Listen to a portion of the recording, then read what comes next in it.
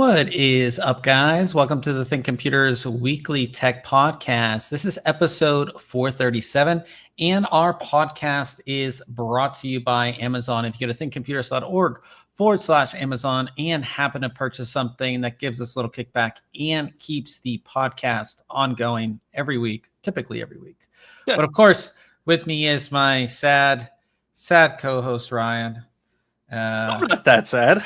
One of the biggest Kansas City Chiefs fans that I know, and I guess they decided to not show up during the Super Bowl. I guess. Yeah, it wasn't ideal situation, but you know what? We were talking earlier before we went live, and I'm not the biggest football fan in general, but sure, I just felt like it should have been closer, and I just felt they just couldn't do anything. I don't know if it was because Philly was that good or. Yeah, I think it was a combination of things. I think, Philadelphia is a good team. I don't know. It was a combination of things. I'm not going to try and be in some sort of football expert or anything, but yeah, not the turnout or the result we wanted, but I think there's still plenty of, opportunity in years to come for the Chiefs to get back there. I don't know that they'll have a chance for a three-peat, right, or anything like that. That was the thing. It was like people were asking me like, "Oh, you're from Pennsylvania, you want Philly to win?" I was like, "Yeah, I'm like being from Pittsburgh, you're typically not a fan of anything Philadelphia, but in general, you kind of do want to see I would say the Chiefs lose in some respects, but at the same time, you want to see them sort of make history. Like that would be really, really cool. Yeah, you say when you watched it and And it also kind of shuts down the Mahomes Brady comparison, which I don't think. I don't know. I don't think that's founded, at least not yet. He has to win a lot more too. Sure, but not to say, like I said, I really like Mahomes. I think he's a great quarterback, but I don't know what happened. It was just not. I don't know if they just didn't. I don't know. Who knows? But yeah. Did you? Anything else about the Super Bowl? Did you see any cool commercials? Did you? No, I didn't.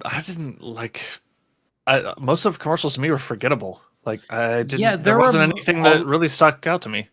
I did. It was cool to see an open AI commercial, but I saw somebody post this on Twitter. They were like, "You have some of the coolest technology in the world, and you literally had a commercial, and you didn't show that technology working at all."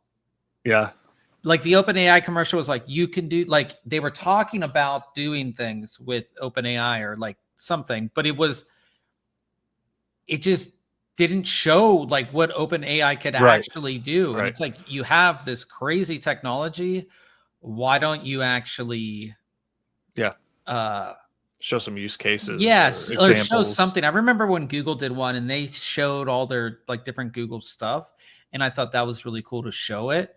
Yeah. Beyond OpenAI, was there any other tech commercials? I feel like I don't know. I was looking at my phone a lot of the time with in commercial breaks and stuff. But not that I can really think of. All the big brands had their commercials. There was the beer commercial. Was it a Doritos commercial this year? I don't remember seeing a Doritos one. There was a Doritos commercial. Okay. Yeah. Okay. Doritos commercial. I remember seeing a couple other ones. One thing I did notice is that every food delivery company, Uber Eats, DoorDash, I believe, Grubhub, yeah. And then what's the grocery delivery one? Instacart. Oh, Instacart. Yep. They all the Instacart one is kind of cool with just all the brands showing up. But the thing that I have to say about that is that they have all these crazy fees. That's why I don't really use these services anymore. Yeah, yeah. So they have enough money to spend $8 million at least on on just the spot. So stop charging us all these fees. You guys all can afford it, it seems like.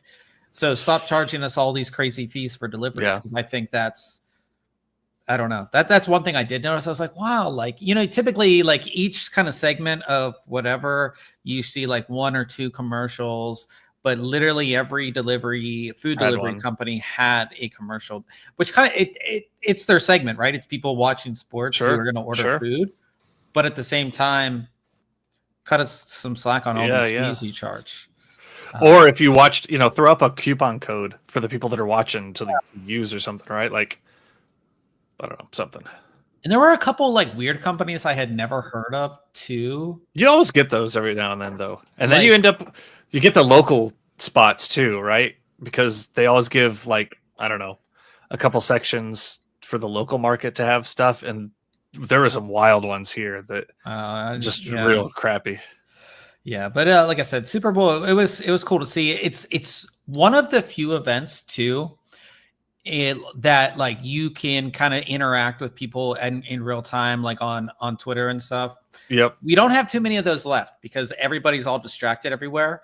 But you could be on Twitter at the same time. Everybody's paying attention to the Super Bowl, and everybody's reacting to what's going on. So I always like events like that because it's just super cool, right? Yeah. To be able to interact with all those people and see did you see that? I think that was super cool about it. Yeah.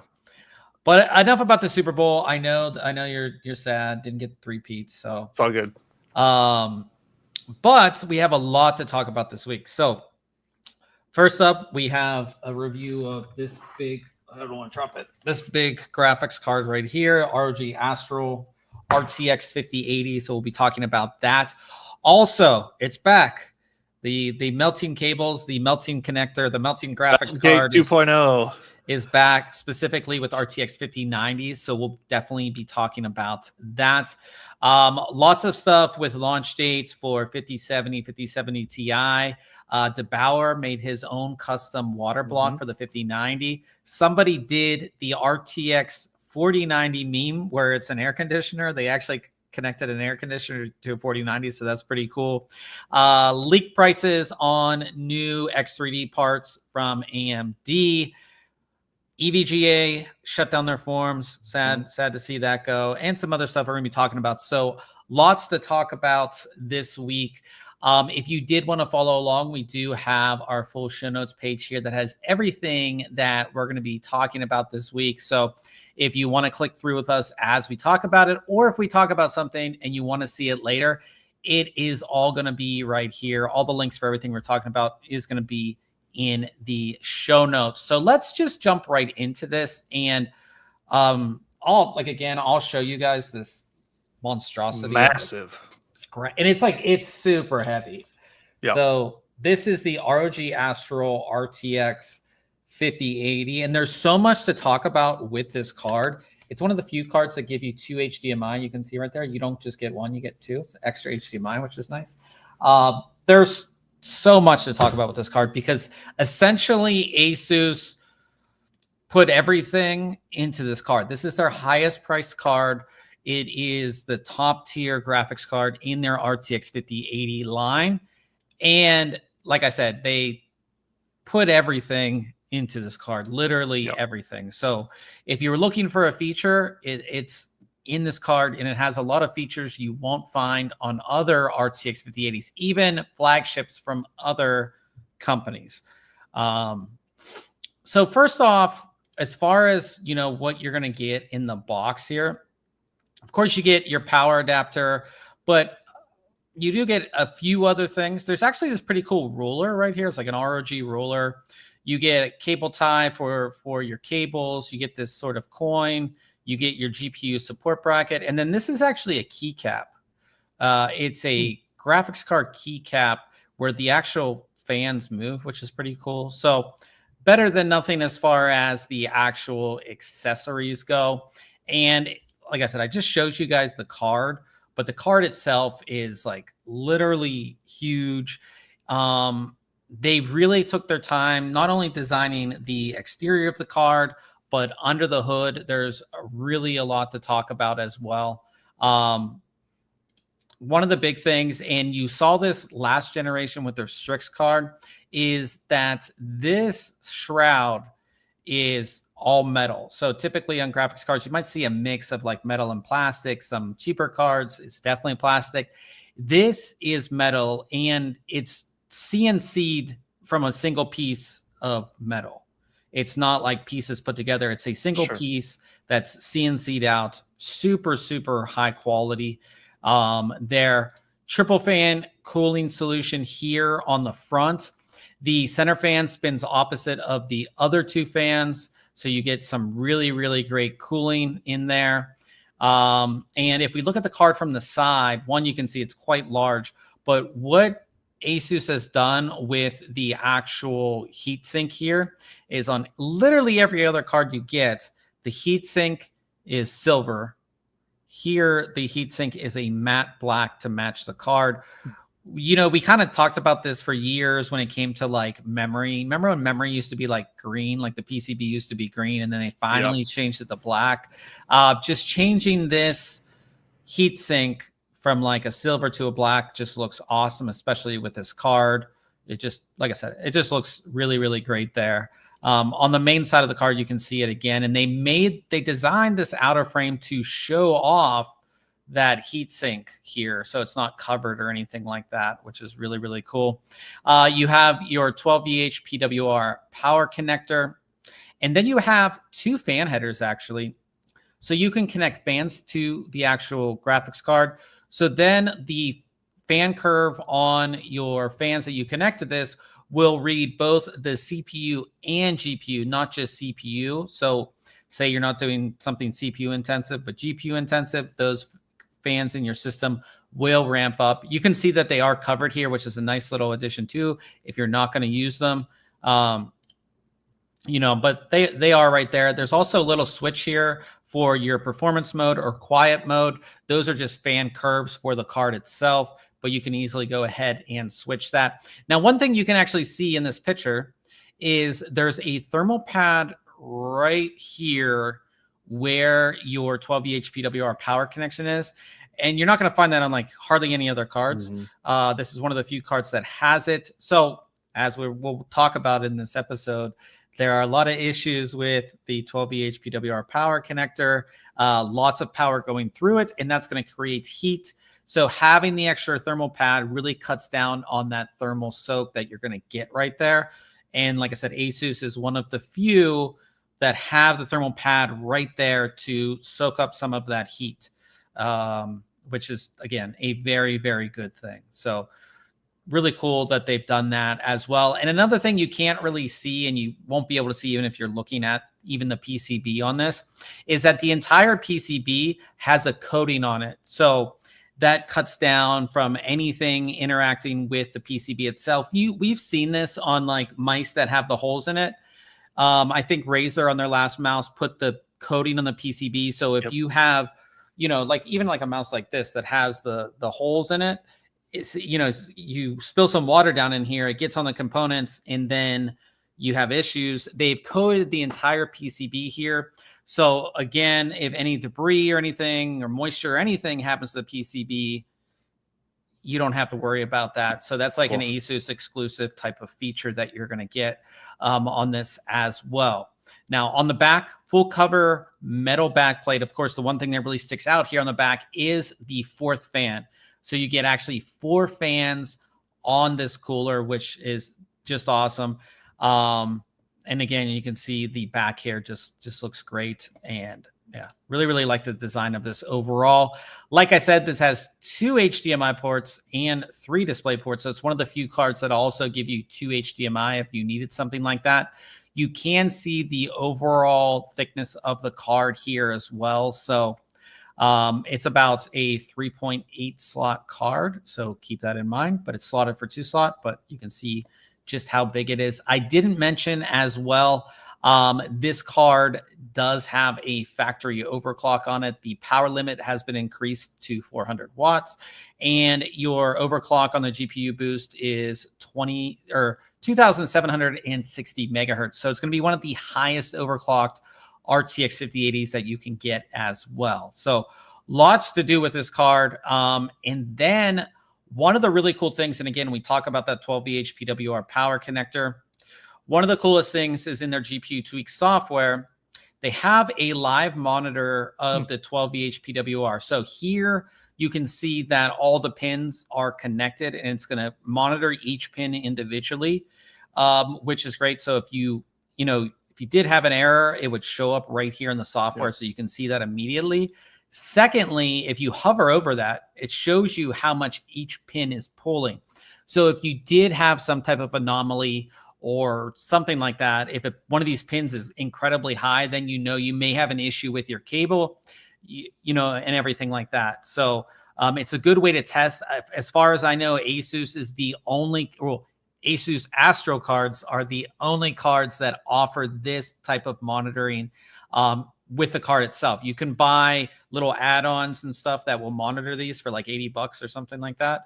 But this has it. It's in the software. You're good to go. Another thing that you do notice about the software is you not only get to see the GPU temperature, but you get to see both sides of power delivery temperature and memory temperature. So you're getting 5 different temperature readings on the card itself, which again is more than I think most anybody else offers. So this is like, especially all the stuff with the 12V HPWR, that is simple peace of mind.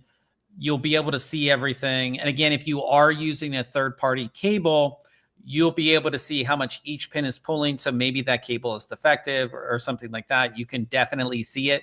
And you can probably see it before it actually damages your GPU, which is, again, a very good thing. So that's one really, really cool thing. I didn't talk about RGB lighting. So there's this RGB strip that goes across the entire top of the card, and then some of it will show towards like on the bottom of the card, right here. Again, with Astral, Asus wanted to be very sleek and sophisticated. It's not like the crazy RGB that you'll see on their Strix card.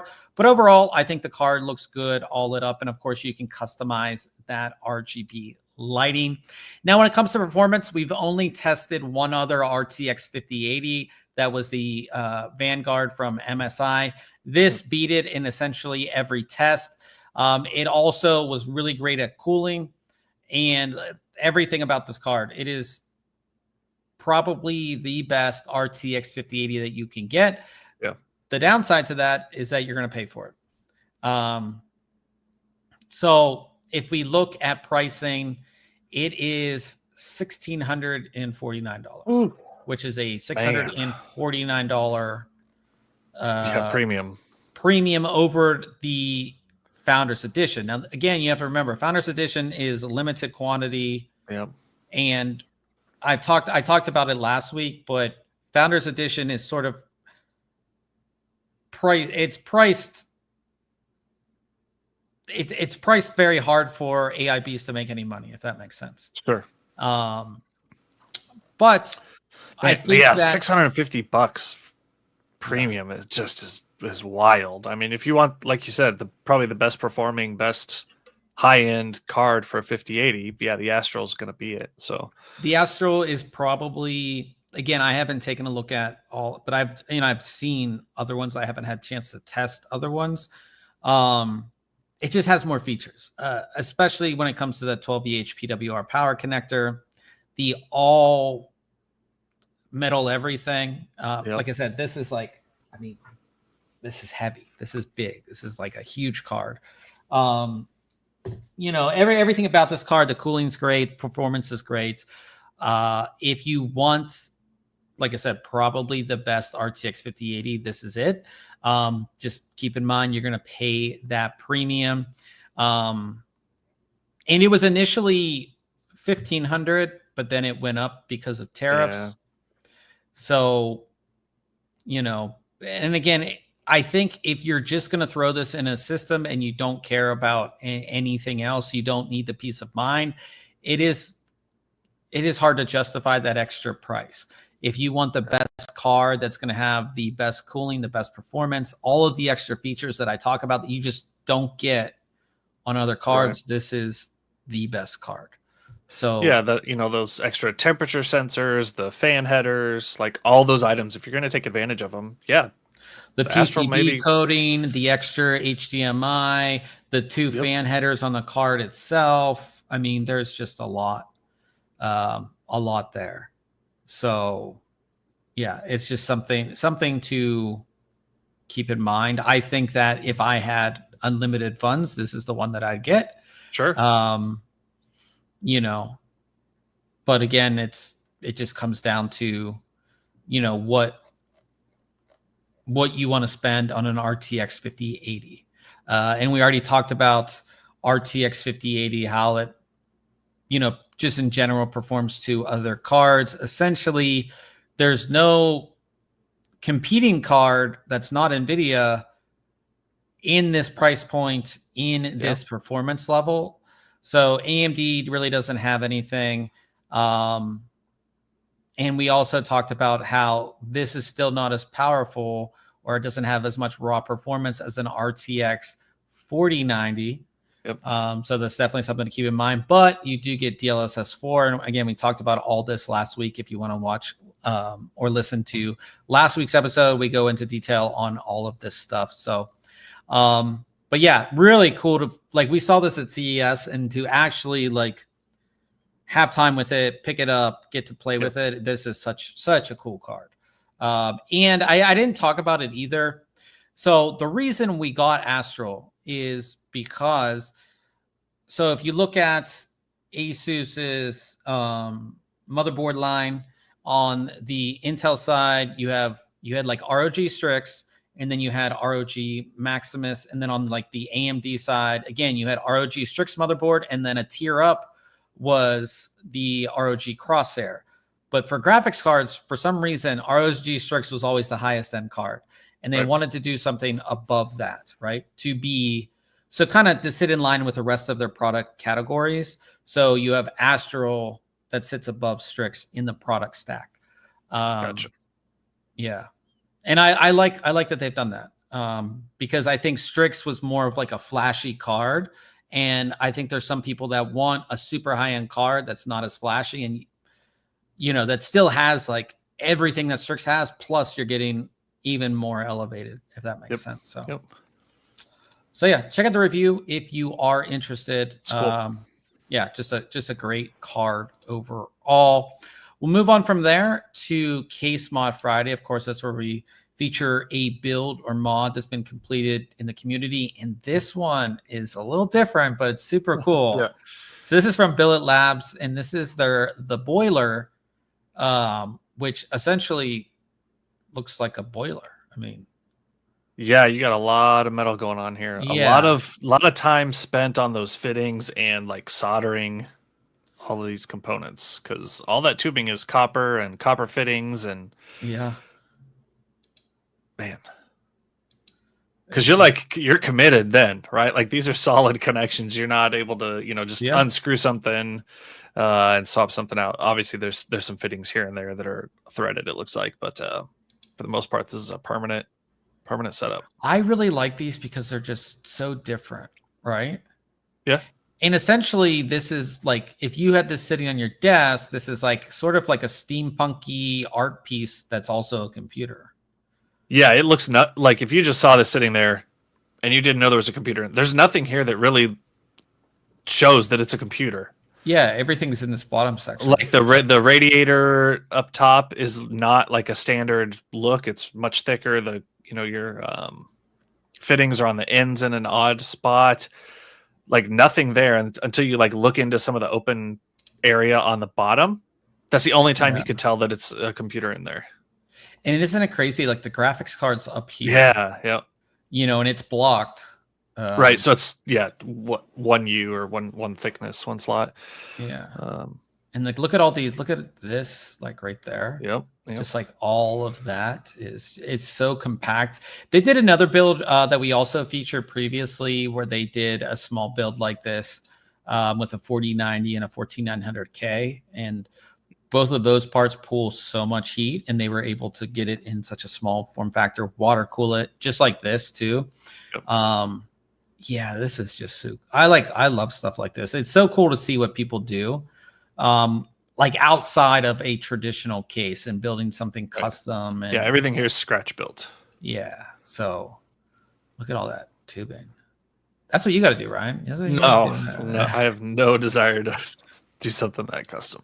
Yeah. So super cool. So shout out to them. Of course, you can check out all of our case mods going to articles at the top, and then just click on Case Mod Friday right there, and you'll be able to see pages and pages and pages of case mods. So we'll move on to news. And, after last generation 4090, all the melting cables and blown up cards and all of this stuff, you would think that there wouldn't be any reports of 5090 or 50 series cards having these same melting cable issues and all of this, right? Yeah, it was such a big story last time, and we ended up with like color-coded connections. So like once it was plugged all the way in, the color disappeared, or like you could just really like tell that it was connected. Yeah, because that was a lot of the issue last time.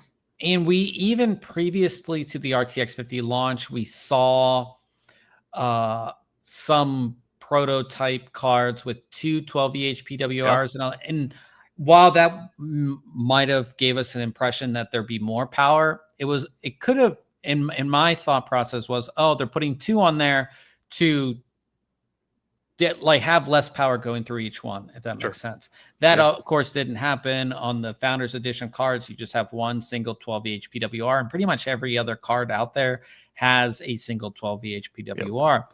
Now, there are new reports that power connectors and cables are melting.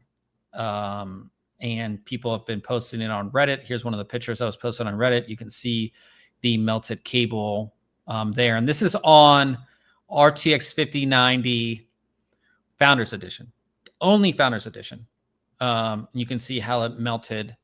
PCI Express 5.0 power supply, just all melted there.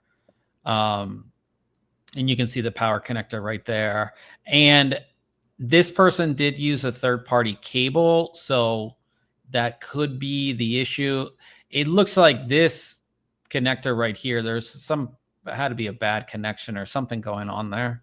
A lot of people are blaming NVIDIA for the design of this connector. On most cards, just like the ASUS card, it's not like this is vertical and it comes out the side of the card. Right. And if you actually look, if I can find a picture of the PCB, the PCB has a lot to do with it too. And I like that look, or like that positioning of the Founders Edition card, because it kind of helps route that cable back a little and out of the way, and the cable doesn't have to make such a tight bend necessarily, coming off the direct side of a card. But yeah, I'm interested to see that PCB it's so different from everything else we used to see in the past. There's just like a lot going on this PCB. One, everything's so close together and it's so small, and then you have this vertical connector, and then all this heat in this power is being generated here, and there's just all these other components around it too. So you have your memory, there's all this heat, you have all your power, like these power delivery components are all over here with all this heat. And in my opinion, I just don't necessarily think it's the best design for heat wise. And if you think about it, it didn't need to be this small. You know what I mean? Yeah. Yeah. Like your PCB could be another couple inches, Yeah. Like I said, this vertical design with all this and how much power is running through here, I don't know. I don't know exactly. Like I said, a lot of people are saying third-party cables, and a lot of people who have 5090s, especially reviewers, have been testing them. It seems like it's Founders Edition only from what I've seen. And everybody else's PCB design is very much different, very much has the 12VH PWR. A flat orientation. Yeah, it's like flat. It's parallel right here. Yeah. So I don't know if it's the vertical. And like you said, the vertical allows you to hide the cable a little bit better and all of that. But at what cost also? Yeah, at what cost? And I don't know if we're going to see more reports of this. A lot of people, if you're fully maxing this card out, running tests, and there's a lot of power that goes through that single connection. And we've talked about this even with the 4090, same thing. Yeah, Bauer did have a good video kind of talking about this as well. Just the amount of amperage running through some of those cables. And he had some like a thermal imaging camera on there just showing like the cable just glowing orange in the FLIR. And, so I don't know. Well, it'll be interesting again. It feels like deja vu. The biggest thing is that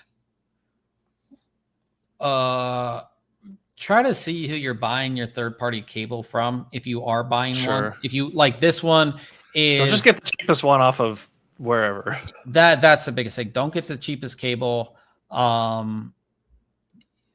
Cable Mod has always been pretty good, although they had to pull their initial 4090 cable off the market, I believe, with some issues. But make sure it's like reputable. If anything, you know, if you are doing a new build, get a PCI Express 5.0 power supply. It has the direct connection that you need, and that's going to be a good cable, you know. And if you're using adapters, use the adapter that came with the graphics card.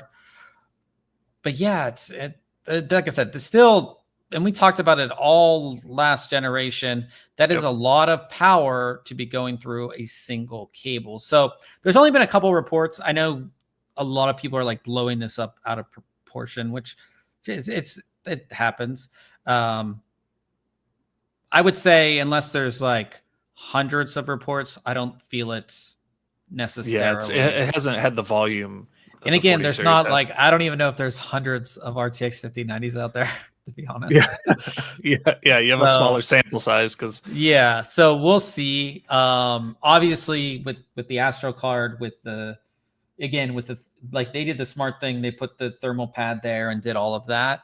So you're not going to have that on this card, but you know, we haven't seen like a ton of reports on it. So if that changes, we'll let you guys know, but pretty interesting. And another thing we did talk about when the 5090 first launched was the black screen issues. NVIDIA is investigating that. So, you know, a lot of things like crash during gaming and then going all black, GPU not being recognized, a lot of things like that. We talked about the GPUs getting bricked, and everything like that. So NVIDIA is investigating. A lot of people brought this up as well. A lot more people brought this up than the actual melting issue, which is, I guess, a good thing. There are some temporary workarounds, obviously switching that connection to PCI Express 4, using the display driver uninstaller. Everybody knows this DVU. Doing that before you uninstall or before you actually install the card, and then maybe change your monitor settings.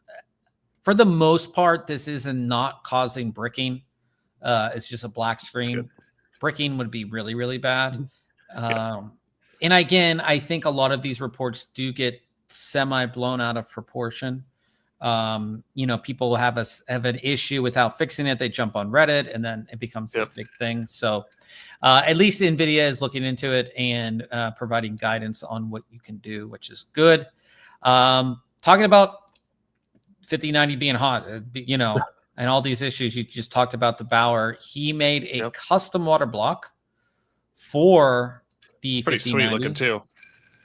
It cuts the GPU temperature by up to 30 degrees. And here's the block that he made. I think a lot of companies like are going to have problems making blocks for this card just because of this. Yeah, and like you said, it's because that card doesn't like butt up against the GPU, the connectors at the back, right? You can tell by the block that's behind the PCB. Like that PCB is designed so that the card is towards the back, away from those connectors, and just the placement of it.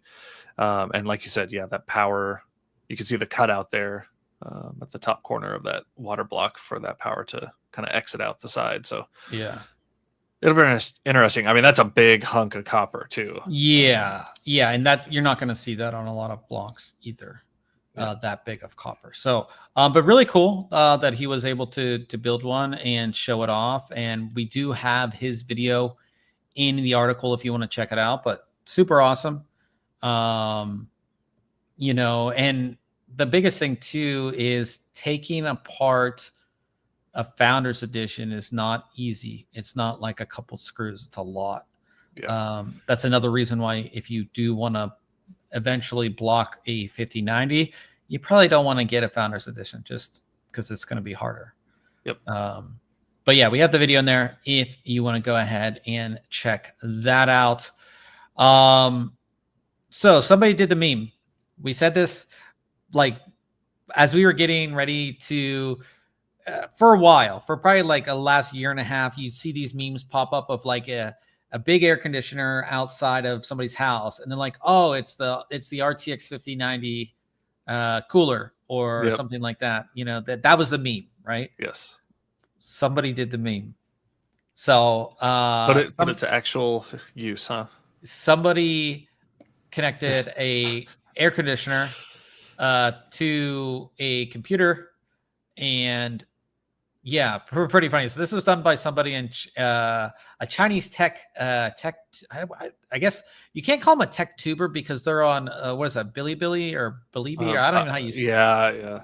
I don't know how you say it, but that's what they are. But they were able to a 12,000 BTU air conditioner. They were able to retrofit it to connect to their system. You can see the coolant going in, cooling everything off, and the idle temperature is 2 degrees Celsius. The low temperature is 20 degrees Celsius, and this is on a 4090. And this person plans to do it on a 5090 as well, so it's really cool. We did link, but very cool. We did link the video, which is in this clip here if you want to see it. It's all in Chinese, so but I thought I was like, somebody finally did the meme. They did the meme, which I thought was really, really funny. So definitely check this out. Just something super, super cool. So yeah, it's always funny to see stuff like that. We talked about scalping. So yeah, scalping's been a big issue with getting RTX 5090 and 5080 cards. It seems like everything's sold out everywhere. Very hard to get these cards. Scalpers continually keep on getting the cards because they just have a script that runs that just checks availability of all the sites, and then they can grab it. Well, Zotac is changing it up a little bit. Maybe they'll be the new EVGA, just maybe. I like this solution. Towards one. Zotac is allowing people, they're selling their GPUs directly through Discord. So through their Discord, you can join their Discord server, and then they'll bring up a chance to buy the GPU through a random selection process on their Discord, which is cool. And I think for Zotac, it kind of cuts out the middleman as far as like an Amazon, a Best Buy, a Micro Center, and everything like that. And again, I assume just like everybody else, Zotac only has like, maybe they're getting a shipment in a 10 or 20 5090s, right. And that's for like the entire USA. So if they can sell them directly, why deal with, again, Best Buy, Micro Center, Newegg, whatever. So pretty cool. So if you want to join the Discord, we have links to everything in this article. But pretty cool to see that they're actually doing that, helping gamers, helping people who actually will use these graphics cards, not just resell them.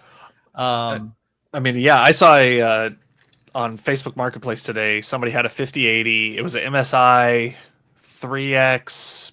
I forget what it was. It was a 3-fan, 5080. And like in there, they had some pictures of it, but it was opened, which was, and they're like, oh, I bought this because I wanted to replace my 3080 Ti, but I'm playing at 4K, so I'm going to get the 5090. And they wanted, I should have saved it. I think they wanted $2,000 for it. And I'm like, it's already open. Like, not that you've really had time to really use and abuse it because they haven't been out long, but it was just funny to see. I'm like, how much truth is there to the story, and how much is them just trying to make a profit on? Yeah, well, I saw somebody a 5080.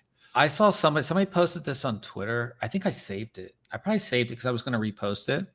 But somebody was like selling 2 5080s, and it was like $12,000. Oh, and then. Like it was on Marketplace, so somebody like messaged him like, "Hey, are these still available?" And the guy's like, "Oh yeah," and he's like, and the person's like, "Yeah, that's what I thought." He's like, "That's what I thought." You're a POS. Nobody's going to pay that much for 2 5080s. But yeah, I mean the availability is the thing that kind of not great with the 50 series, but it's good to see companies, just like EVGA used to. Good to see Zotac proactively trying to get these in the hands of gamers, because at the end of the day, it doesn't really matter to them, and like when it comes to money, because it's being sold in. Right. But the fact that they're being proactive about helping gamers, we definitely like to see that. Because again, we want these in the hands of people who are really going to make use of them, who really want to play games and have fun with these cards. So really awesome to see that there from Zotac. So the next card. So we had a 5090, we had a 5080. Next card up, 5070 Ti, and again, that's the one. That's the one that's supposed to be as fast as a 4090, which we know is not true now. But it looks like it's set to launch on February 20th. So that's in next Thursday. 8 days. Yeah, next Thursday. It's exciting. Pretty much official. Hopefully there'll be more of these available. 729? Is it 729 or 759? I think it's 749. Okay, 749. Yeah, 749. Yeah, it's good because I think while people are super excited about 50 series, still even at the Founders Edition price of $1,000, that's still a lot for people. And again, everybody wants new 50 series. Everybody wants DLSS 4. Like they want this stuff. And I think 749 is again a lot more stomachable than 1,000. Yeah, I mean, I think I paid $529 for my 2070 Super. So we're 3 generations later, and we're a couple $100 more, right, than what that is. So it's we've gone up in price, but your performance, I don't know. It would just be like also. I mean, there in that time there had been a lot of inflation. Yeah, absolutely. And I don't know if NVIDIA's accounting for tariff, like you know what I mean, for tariffs. Right. Yeah, they're just stuff like that. Yeah. So talking about pricing. It looks like AMD is going to try to be really competitive on price, which I said that's what they need to do for their RX 9000 series. 9070 could be $600. Wow. And the 9070 XT could be $600. The 9070 could be $500. So that's rumors that we have right now on the pricing, but $600, $500. Yeah, but what's supposed to compete with the 5060 Ti and 5060, right? So 5070, from what I know. I thought that okay. So we'll see if that's the case. It competes with if the 9070 XT competes with just the normal 5070, which is supposed to be what, 549? 529. I'm almost positive. I don't know. But in any case, I think they do need to be really aggressive. I think that's why they kind of pulled back their launch. Yeah, I like you said, I wish we would have seen these sooner. But yeah. Well, talking about that, it looks like NVIDIA is kind of going to wait. NVIDIA could delay the launch of the RTX 5070 to compete with AMD on price. So maybe NVIDIA could do the little switcheroo and be like, we'll just wait for AMD to launch and see their pricing, and then we'll price the 5070 accordingly, right? Yeah, because at some point, someone's got to launch a card. Otherwise, they're just sitting there not selling cards. So, and it could also allow them a little more time to put more of these into the channel. So, you have to wait for these to get here, go through customs, do all that stuff, and the biggest issue with 50 series so far has been availability. So you wait a couple more weeks. This is supposed to launch in March now. You wait. And again, this is going to be probably the SKU that sells the most because of price. did we have? How much is it? Look up how much this is supposed to be, Ryan. Just the 5070? Yeah. 5070 price. 549. That's what I thought. Or yeah, 549. Okay. I thought it was 529. Weird. 549.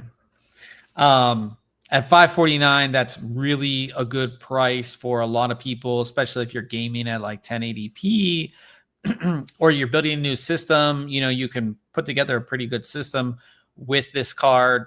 As always, usually the 60 and 70 series are the high volume SKUs. So, like I said, waiting a little bit, getting more in the channel. So at launch, you have as many available to sell.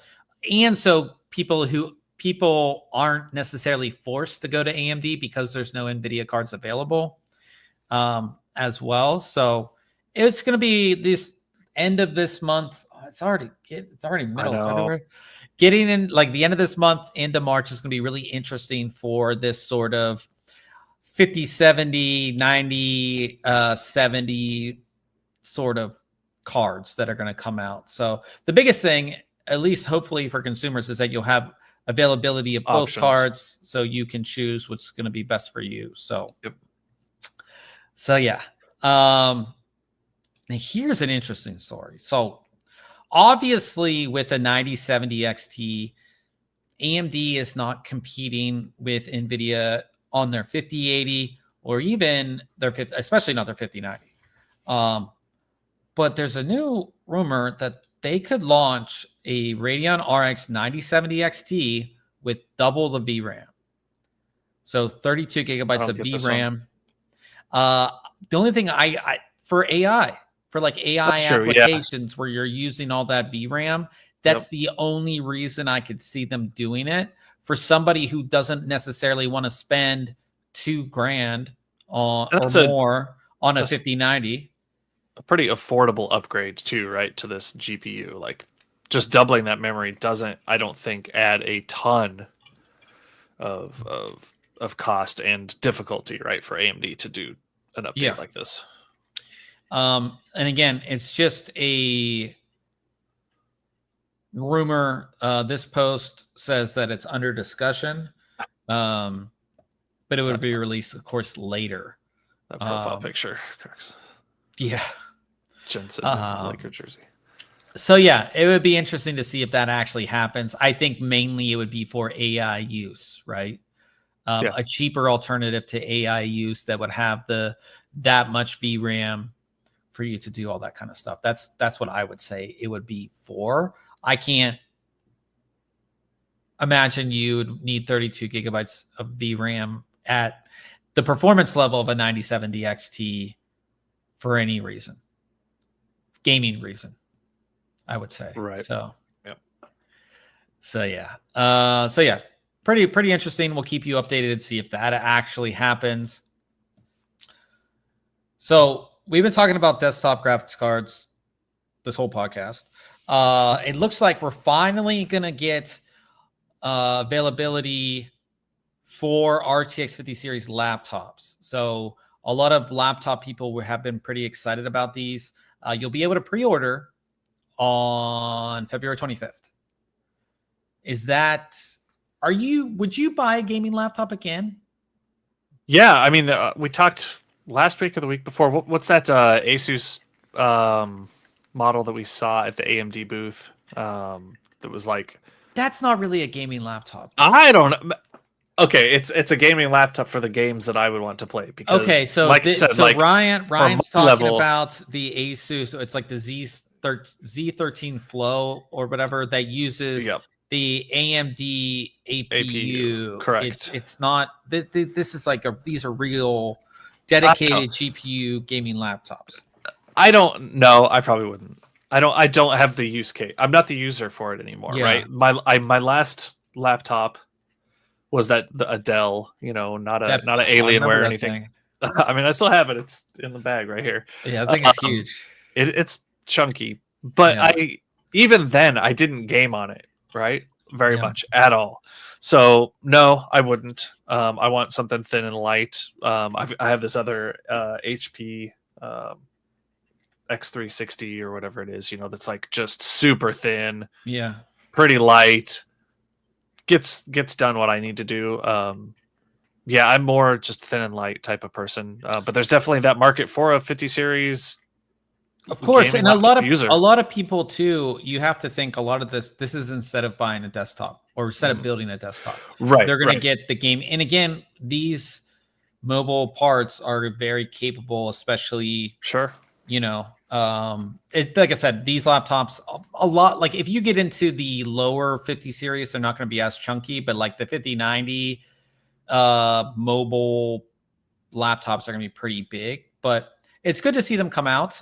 We might have a couple to take a look at, and nice. I can't tell you much more than that, but yeah, going to be expensive for the 5090s. Like, you know, it's starting at $3,000, going up from there, around there. So yeah, like I said, it is so cool, especially because like we're old and we've been in this industry for so long, to see how powerful these laptops have got over the years and what they can actually do. I mean, even 2 years ago, we saw RTX 4090 powered laptop powering 3 4K screens in a racing sim on a laptop. Yeah. Which is crazy. So cool to see. There'll be a ton of models from all the big players. And like I said, we might have some to take a look at. So keep you guys updated on all of that. What is next? Ryzen X3D parts, new X3D parts. We got some pricing. So Ryan, you might be interested in this, even though you don't usually buy the Ryzen 9, but the Ryzen 9 9950 X3D and 9900 X3D pricing has been leaked. So for the 9950 X3D, it can be $699. And the 9900 X3D is going to be $599, essentially the same price as their predecessors. Expected to be available in March. This was discovered because they're in the listings, like in the aggregators. Like there's aggregators on websites and stuff, right? And it's already shown. So for you guys don't know, 9950 X3D is 6-core 32 thread. That's 170 watt TDP chip. And then the Ryzen 9 9900 is 12 core, 24 thread. Of course, the X3D parts perform so much better in gaming because they have the 3D V cache on there. 170 watts is a lot to cool. Yeah, that's why you water cool. That's why we're waiting for you to do your next build, man. Everybody's waiting. Yeah. Everybody's waiting for you to do your next build. So, but yeah, those pricing, I'm okay with that pricing. I think these are great parts. And if you are doing anywhere over 60% of your time on your PC is gaming, getting an X3D part just makes sense because you're going to have higher performance in those games, which is a good thing. So talking about tariffs, it looks like ASRock will be moving their manufacturing out of China to avoid these tariffs. So they're going to either be moving them to Taiwan or Vietnam. And that's just a smart move on them. If they can, this seems like something you can't just do real quickly, right? Yeah, I think it will take time. But which is like, okay, how long are these tariffs going to be in place? And then you're like, you've committed to moving, and I don't know. It's a tough call. I think too, though, that I think it's smart to get out of there anyways. I believe that ASRock does have facilities in Vietnam already. Oh, okay. So it might be like moving this to that or expanding on that. You know, but yeah, this will take some time, but it does make sense. And again, if you can be that 20% more competitive while offering the same feature set, that usually leads to more sales. You know what I mean? And if things degrade between, who knows what happens, obviously, in the future, but if things degrade between China and the United States, tariffs could get even worse, or restrictions could get even worse. So maybe this is them just foreshadowing and be like, we don't want to have to deal with any of it, so we're just going to move it all. You know, so any incoming administration in the future, if there's any issue, we're in Vietnam, we're in Taiwan, we don't have to worry about it. That makes sense. So, so yeah, pretty interesting. And we'll see if any other companies follow suit on that, if that's going to be a thing. we see more people move, but we'll see if that happens. EVGA forms. It's like just like when hard forms shut down, that was like, EVGA forms have been around for a long time. EVGA has obviously stopped making GPUs. They essentially make power supplies and a few other things, not a whole lot of things these days. And they decided to shut down their forms and move everything to Reddit, which actually makes sense because forums are like the hardest thing to manage and to moderate. And we had forums on ThinkComputers for a long time, and we shut it down as well because it was just like spam and all this other stuff. And like pretty much every site had forums. It was like almost required to have a forum if you wanted to have a meaningful community. And I think again, a lot of that has moved to Reddit or even just social media.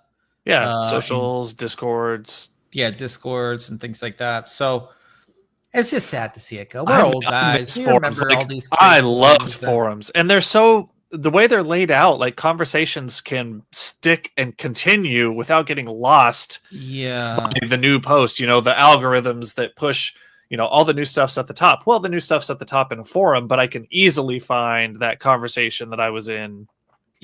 I almost feel like there's a chance or a glimmer for forums to like come back, continue. You know what I mean? Like an updated version of them that with easier integrations for photo posting and all of those types of things, right? Well, that's the thing is that there's only so many like form softwares. PHPBB, PHPBB, Buddy Press. There's like a handful of them. There's not a whole lot. And if somebody came out with really great form software that actually worked and you had the community, and there's not, because finding a discussion in a Discord or Reddit, or a Facebook group is so hard, whereas a forum is so easy and convenient. And you can like discover in forums as far as like just like if you look at our picture here, like GeForce RTX 40 series, what's going on in there? Let me click in there. Let me see what's going on. Like that's how we used to like view case mods and other things. It was organized. Sad to see. Maybe we're just old. We're old guys. We're just people are like, what are forums? What? But sad to see it go. Just because EVGA is, we miss EVGA. We wish it would come back. Last thing, Raspberry Pi. There was somebody built this really cool cyber deck from this Raspberry Pi. It looks like something out of a movie. I just thought it's super cool. I mean, look at this thing. I'll print something like that. You didn't go to, what was it? Did you not go to Unveiled? I forget which event you didn't go to that I did. And there was a company that had like a handheld that was really kind of neat, had a screen, and it was modular. It reminded me of this because this looks very modular, right? It's got a keyboard on there. You've got the Pi with the screen, and I don't know what this handle is. Is it for recording video? Is it? It's just like to hold it. It's like, I don't know. Hold it for what? What are you doing? Like, is it a hacking tool? And so I don't know. It's called Vertical Runner. It's like it's themed after Blade Runner. Okay. Yeah. Pretty cool. Man, I haven't thought about a Raspberry Pi in forever. Well, that's the thing. It's like this stuff is super cool. Like that somebody built this, and it's just like this cool little device and all that. I think the battery pack and the cable. No, it's neat. Yeah, very cool. So we have links to all that, links to the Reddit post and all that if you want to check that out. But I thought that was super cool. Talking about what we have coming up next week, I'm taking a look at some very fast memory from Lexar.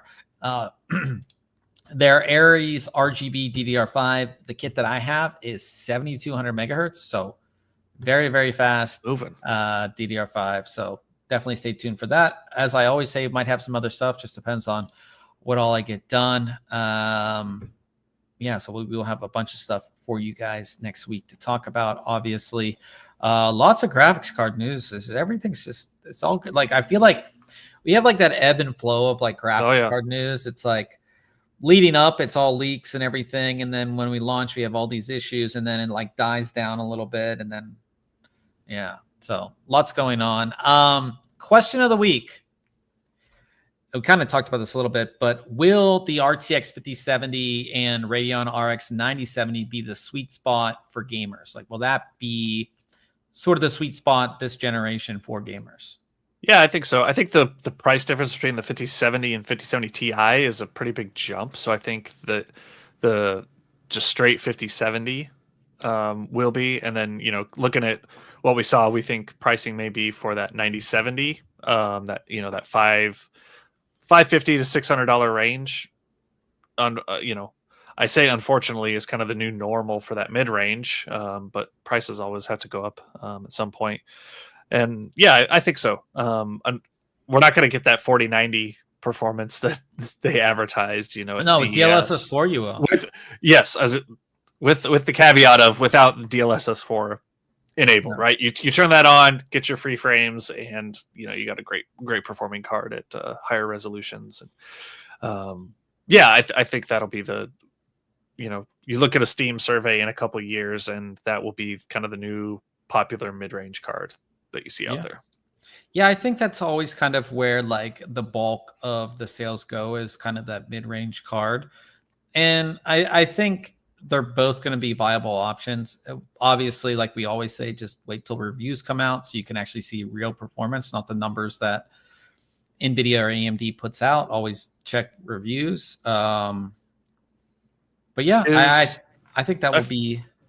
I forget, are they using the 12V HPWR connector on that? AMD side? No, I'm sorry, on like the 5070 and 5070 Ti. I couldn't remember. I believe so, yes. Okay.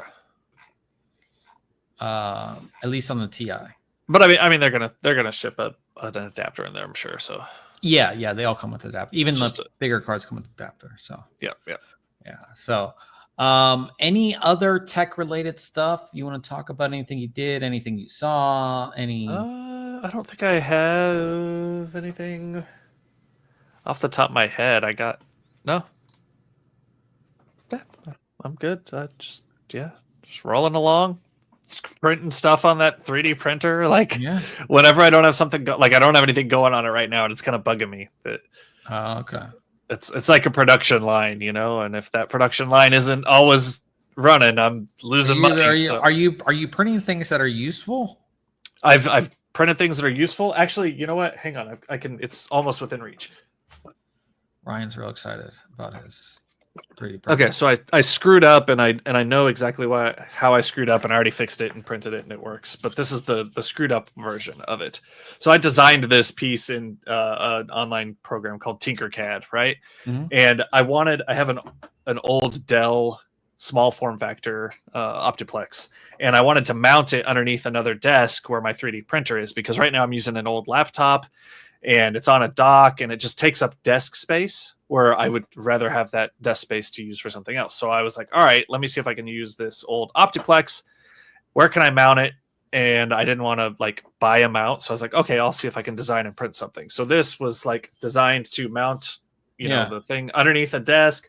I put these little tabs here so that it would slide in and then click into place. But then you could use the tabs and fold them down to pull it out if you needed to. And it's got little holes on these tabs so that you could screw it into the desk. So I mean, people make those for Mac Minis too. Thing. Exactly. Very cool. But I was like, all right, I spent an hour to figure out the design and everything, and cool. That's actually very useful. I Absolutely. You should design some cable management things. Yeah, there's so many of them though. That's one of the first things that people printed, or designed when 3D printers really came out. So there's so many, and the innovation, and I'm just not good enough with the software. Yeah. You know what I mean? To make an improvement on it. I don't think, not yet, anyways. Yeah. Well, I guess that's it for the podcast. I don't have anything tech related. I got some stuff coming in, can't talk about. So. But yeah, lots of reviews still coming, lots of stuff. Video for the Astral should be out next week, so we'll have a full-on video for that. Oh, we didn't talk about I put out a video today on the MSI case that we had reviewed 2 weeks ago, or last week. The MSI Mag Pano 100L PZ. I saw that, and I thought I was seeing something like, I thought you had reposted, but then I was like, oh no, this is the video for it. Yeah, so let me share this up here. So yeah, there I am talking about the case. But yeah, check out that. That's on our YouTube if you want to check that out. I finished that up. Really great case. The title of the video is MSI actually makes good cases. So if you're looking for a new PC case, you might want to consider MSI. Check out the video. Always good doing video content. So check that out. Full length video on our YouTube page. But sweet. We are gonna go play some Marvel Rivals because that's Ryan's favorite game. Over on Twitch after this. So twitch.tv/ThinkComputers. We will be over there playing Rivals until maybe we switch back to Apex. We'll see. Maybe we'll see. But Ryan runs that stream. It's over, like I said, twitch.tv/ThinkComputers if you want to continue hanging out with us. And that will wrap it up for this week. And we will see everybody next week.